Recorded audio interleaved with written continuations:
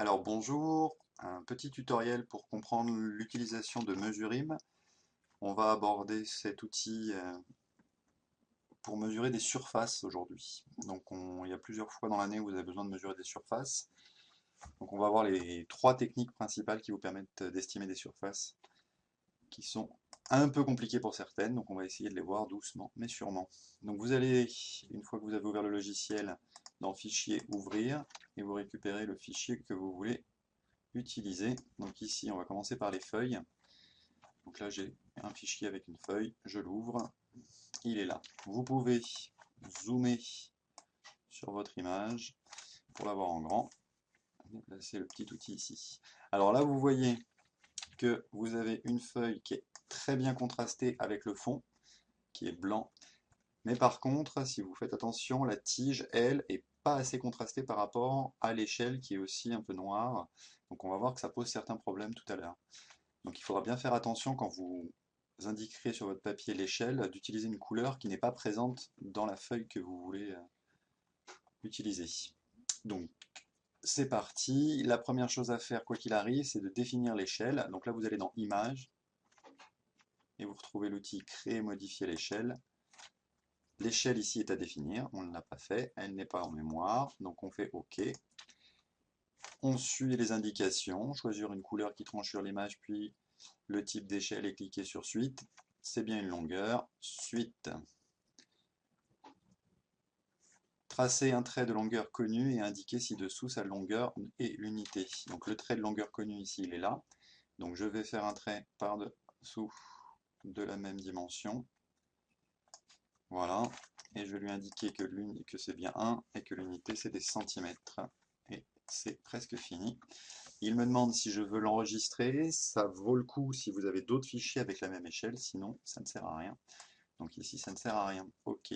Donc l'ordinateur maintenant connaît l'échelle de mon image et je peux donc estimer les dimensions de cette image. Par exemple, la hauteur de la feuille, la grandeur de cette feuille. Ici, elle est indiquée en bas à droite, 12,6 cm. Je vous laisse la regarder parce que si je lâche, ça va disparaître. Ah non, ça reste. Donc ici, 12,6 cm. Et si je veux la largeur, eh ben, je fais la même chose. Je clique sans lâcher.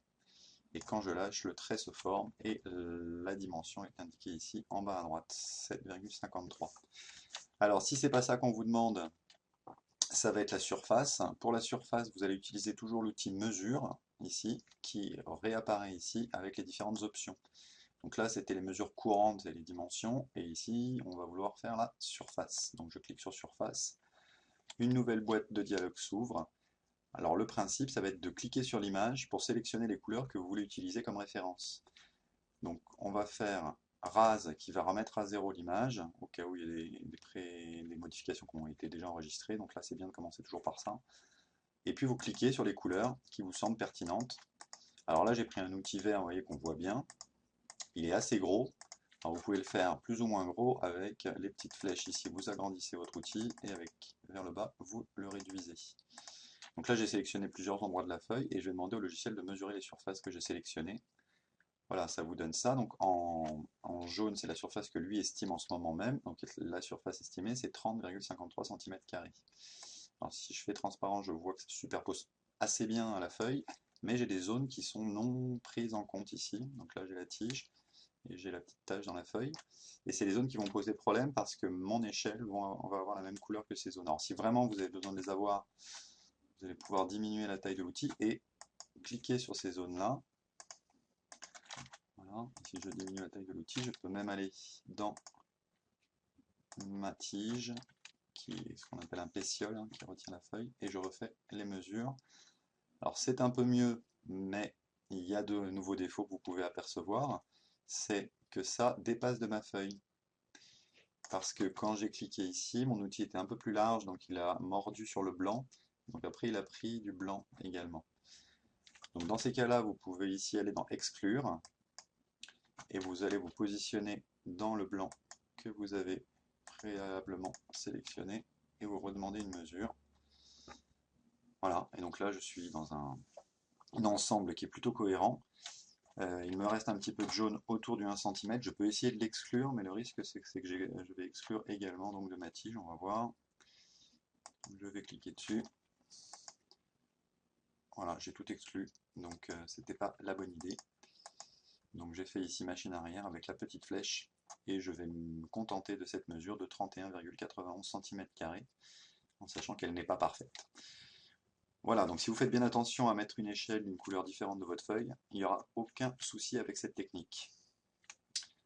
Première technique terminée. Je ferme mon fichier. Et donc deuxième technique, la technique du polygone. Donc vous ouvrez un fichier dont les couleurs ne sont pas aussi nettes que tout à l'heure. Donc là vous voyez c'est des couleurs assez proches les unes des autres, donc c'est une lame d'une roche. Vous avez une échelle qui est différente, donc il va falloir la redéfinir. Et si vous voulez mesurer les surfaces, par exemple, de l'objet ici au centre, vous pouvez difficilement utiliser l'outil coloration parce que ces marrons et ces noirs se retrouvent un peu partout dans l'image et il va tout prendre et vous n'y arriverez jamais à isoler que ce centre. Donc là, on va utiliser un autre outil. Avant ça, donc, on crée l'échelle. Je vais plus rapidement que tout à l'heure. C'est bien une longueur. Elle est indiquée de là à là. Et attention, c'est pas des pixels, c'est des millimètres. Ok. Je vais ne le faire qu'une fois, donc j'en ai pas besoin. Voilà, donc j'ai mon échelle qui a été définie. Maintenant, je reprends l'outil mesure. Et il est là, mais je vais faire polygone. Donc ça, c'est un outil qui est présent dans le dernier mesuring. Faites attention, si vous avez la version antérieure, il n'est pas forcément présent. Donc là, vous demandez une mise à jour de votre logiciel. Et avec cet outil polygone, vous choisissez une couleur bien marquée par rapport à votre image. Donc là, je vais prendre par exemple du vert. Je vais garder en vert. Et vous prenez un outil assez fin, pardon, et vous faites le tour de votre objet en cliquant. Donc je clique, et à chaque clic, mon petit trait se forme, et gentiment, je fais le tour de la forme qui m'intéresse. Voilà. Et à la fin, il faut double-cliquer, ça ferme le polygone, et ça vous donne sa surface, qui est ici de 0,16 mm². Voilà, vous avez la surface du polygone qui est tracée, elle est écrite là, même si ça ne sert pas à grand chose. Dernière technique, maintenant pour estimer une surface entre plusieurs surfaces, donc là par exemple si je veux la surface blanche du minéral qui entoure mon minéral marron, je ne peux pas utiliser l'outil polygone. Alors là ça va être la technique la plus complexe.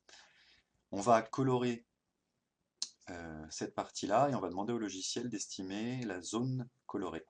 Donc vous prenez l'outil crayon, vous prenez une grosseur assez importante pour ne pas passer 3 heures à colorer l'objet, et donc vous colorez l'objet qui vous intéresse. Donc je vais y aller assez grossièrement, mais vous pouvez être beaucoup plus précis en prenant un peu plus de temps. Donc vous pouvez lâcher et reprendre le crayon, ça c'est pas très grave. Voilà. Si vous dépassez, je vais dépasser,